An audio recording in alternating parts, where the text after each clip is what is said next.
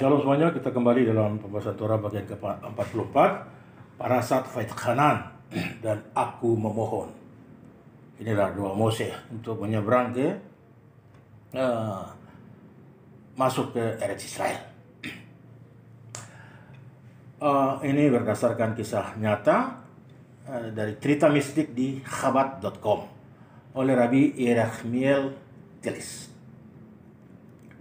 Koneksinya dengan Parasat Vaitchanan ya dari doa Mose yang ingin melihat Eretz Israel atau tanah Israel.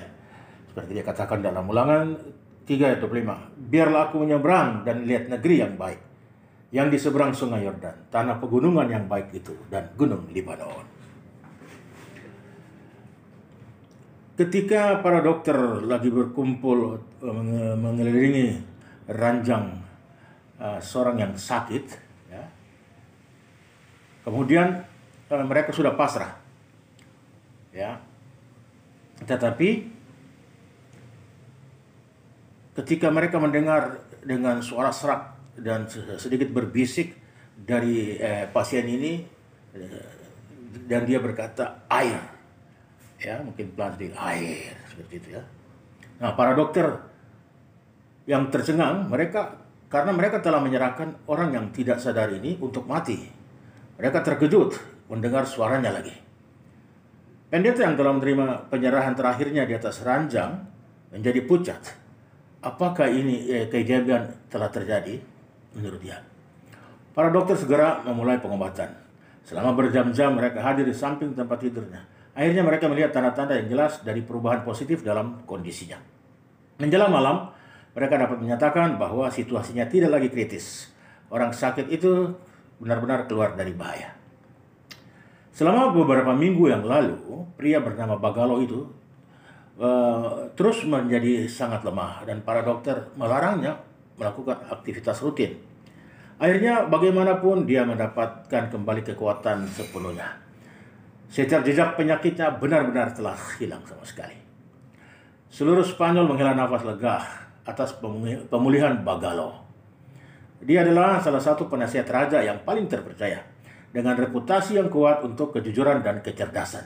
Raja sangat suka berkonsultasi dengannya, sehingga dia menjadi salah satu tokoh terpenting di istana. Nasihatnya sangat dihargai oleh raja dalam urusan ekonomi. Lebih dari sekali, saran-sarannya secara langsung menghasilkan keuntungan fiskal yang besar bagi kerajaan dan perbaikan-perbaikan bersamaan dalam kehidupan sehari-hari rakyat. Raja menganggap Bagalo sebagai ahli keuangan dan tidak lambat untuk mengungkapkan penghargaannya saat dia menghujani dia dengan kekayaan dan hadiah berharga. Meskipun semua orang menyadari kebijaksanaan besar Bagalo dan memujinya karena itu, belum ada yang menyadari bahwa dia benar-benar seorang Yahudi. Ini adalah rahasia besarnya. Dia berasal dari keluarga yang telah dipaksa untuk pindah agama, atau istilahnya anous, yang berarti dipaksa. Ya, jadi kalau anusim berarti kaum yang dipaksa, yang dikenal juga di kalangan non-Yahudi sebagai Marano. Sejauh yang dia ketahui, status Katoliknya, jadi agamanya Katolik ya, untuk menyembunyikan status keyahudiannya, dia masuk ke Katolik. Ya, jadi hanya untuk penampilannya saja ya. Nah, dia bertingkah laku secara lahiriah sebagaimana dia yang harus dia lakukan. Sementara dia terus menjalankan semua perintah atau miswot secara diam-diam dalam persembunyian. Namun akhir-akhir ini dia tidak punya banyak waktu lagi untuk bersembunyi untuk melakukan miswot ya. Padahal sebelumnya dia telah menyisihkan waktu untuk ketaatan mitzvah dan bahkan untuk belajar dan memikirkan tentang Taurat. Posisi barunya yang menonjol di pengadilan menghabiskan hampir semua jam bangunnya. Dia tidak lagi punya waktu untuk berdoa atau belajar, atau bahkan untuk melakukan perintah-perintah. Yudaismenya tetap hanya dalam keyakinan intinya, keyakinan batinnya yang kuat pada Tuhan dan umatnya. Dari waktu ke waktu, pada saat sendirian, desahan berat akan keluar dari bibirnya. Betapa dia merindukan Sabat dan hari-hari festival Yahudi, dan untuk semua mitzvot. Bagaimana dia membiarkan dirinya menjadi begitu jauh hingga saat itu. Tapi pikiran seperti itu hanya bisa dimanjakan untuk beberapa saat. Kemudian tekanan berat dan dari beban kerjanya akan kembali mengambil waktunya dan pikirannya. Demikianlah ia menjalani hidupnya sampai ia jatuh sakit kritis. Tabib kerajaan yang paling kompeten telah dipanggil untuk merawatnya. Mereka memberinya obat-obatan dan perawatan terbaik atas perintah raja, tanpa mengeluarkan biaya, tetapi tidak ada yang membantu. Dia menjadi semakin lemah sampai akhirnya para dokter merasa tidak punya pilihan selain menyatakan bahwa kasusnya tidak ada harapan lagi. Kemudian seorang pendeta penting pun dipanggil. Kemudian datanglah kesembuhannya yang ajaib. Setelah beberapa saat tidak ada yang ingat bahwa dia sangat sakit pada saat itu. Tidak ada seorang pun kecuali yaitu dia sendiri, Bagalo. Ya, Bagalo ingat betul apa yang telah terjadi. Dia tahu dan menyimpan untuk dirinya sendiri apa yang bahkan tidak bisa diketahui oleh dokter yang paling ahli sekalipun. Suatu hari, Bagalo memanggil pendeta yang menerima pengakuannya di atas ranjang kematian. Dia membawanya ke kamar pribadi, mengunci pintu di belakang mereka dan menutup tirai. Dia duduk di seberang pendeta dan menatap lurus ke mata pendeta tersebut. Dan berkata, saya ingat semua yang Anda katakan kepada saya ketika semua mengira saya sedang sekarat. Pada akhirnya setelah semua doa, Anda menggumamkan beberapa kata yang saya tidak mengerti. Kata-kata itu terukir dalam ingatanku. Apa yang dimaksud dengan kata-kata itu? Pendeta yang mendengar ini kemudian tampak gemetar. Wajahnya berubah warna. Dia mencoba menjawab dengan terbata-bata, tapi giginya berderak terlalu keras. Dia gemeretuk, gugup.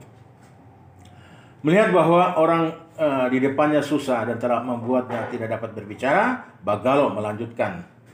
Kata-katanya adalah Shema Israel, Adonai Elokeinu, Adonai Echad.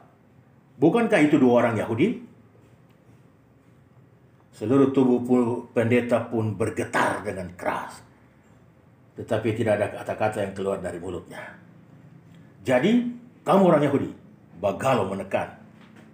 Pendeta itu duduk membeku. Wajahnya menunjukkan keterkejutan dan ketakutan yang luar biasa. Karena rahasianya telah diungkap oleh penasihat raja. Jadi mereka berdua tidak saling mengetahui ya. Jangan takut. Saya tidak akan memberitahu Anda, kata Bagalo dengan lembut. Sekarang berikan saja kata-kata kehormatan Anda bahwa Anda akan sepenuh hati dalam firman penyelamat kita. Ya. Dan Anda harus mengesampingkan mantra Ibrani ini. Maksudnya dia tidak pakai lagi kata-kata tadi doa yang tadi ya, Shema itu, tapi sepenuh dalam firman sesuai dengan agama Katolik ya. Gitu, seperti itu mungkin ya. Bagalo katakan kepada pendeta tadi. Tapi pendeta itu berteriak, tidak, saya lebih suka mati sebagai orang Yahudi. Cukup dengan kehidupan ganda ini. Ini adalah momen kebenaran. Sekarang setelah dia pulih dari keterkejutan dan takutnya pendeta ini ya, kata-kata itu dengan cepat meluncur dari mulutnya. Saya siap untuk mati, tetapi sebagai seorang Yahudi. Bagalo berdiri dan mulai berteriak, saudaraku. Dengan keras memeluk rekan seagamanya. Saya juga orang Yahudi. Dan sekarang saya tahu bahwa engkau benar-benar terikat pada iman nenek moyang kita. Kita adalah satu. Rahasia bersama mereka menarik kedua pria ini untuk menjadi teman dekat. Mereka mengungkapkan satu sama lain tentang kehidupan rahasia mereka. Pendeta itu menjelaskan bahwa dia telah memasuki sekolah kependetaan hanya karena satu alasan, yaitu untuk dapat membisikkan Shema Israel di telinga orang-orang Yahudi di rancang kematian mereka. Sehingga jiwa mereka akan keluar dari tubuh dalam kekudusan. Penasihat Raja Bagalo menceritakan bahwa ketika dia berada di ambang kematian, dia setidaknya ingin mengucapkan Shema. Dalam kesusahannya dia menemukan bahwa dia tidak dapat mengingat dengan tepat bagaimana kelanjutannya ya dari doa Shema itu. Kemudian tiba-tiba dia mendengar kata-kata kudus itu bergema di telinganya karena diucapkan pas di telinganya. Seolah-olah angin sepoi-sepoi bertiup dan menyegarkannya dan dengan kehidupan baru. Dan ketika jatuh ke dalam tidur yang nyenyak, dia mulai bermimpi. Dia melihat seorang lelaki tua yang tersenyum hangat dan berbicara. Suaranya lembut dan merdu. Aku kakekmu. Engkau akan sembuh dari penyakit ini dan engkau akan hidup. Tetapi hanya dengan satu syarat, engkau harus kembali ke kehidupan Yahudi sepenuhnya. Oleh karena itu, engkau harus meninggalkan negara ini, pindah ke Eretz Israel. Setelah kepergianmu, bawalah tulang-tulang ayammu dan berikan mereka pemakaman Yahudi di sana. Kedua sahabat itu merencanakan pelarian mereka. Mereka memutuskan bahwa Bagalo harus memberitahu raja bahwa selama sakit kritisnya, dia telah bersumpah bahwa jika dia sembuh, dia akan berziarah ke Tanah Suci. Raja mungkin tidak akan menolak permintaan seperti itu.